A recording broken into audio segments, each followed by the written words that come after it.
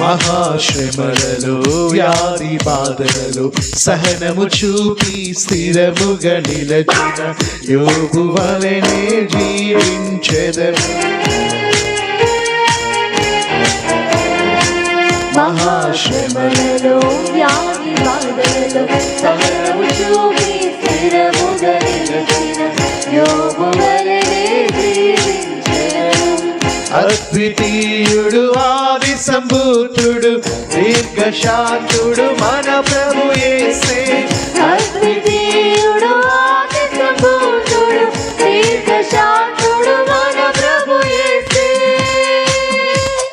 స్తోత్రము మహిమ జ్ఞానము శక్తి ఘనత బలము కలుగును.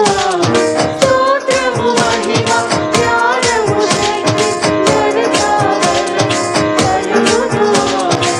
యేసే గొప్ప దేవుడు, మన యేసే శక్తివంతుడు, యేసే ప్రేమ పూర్ణుడు,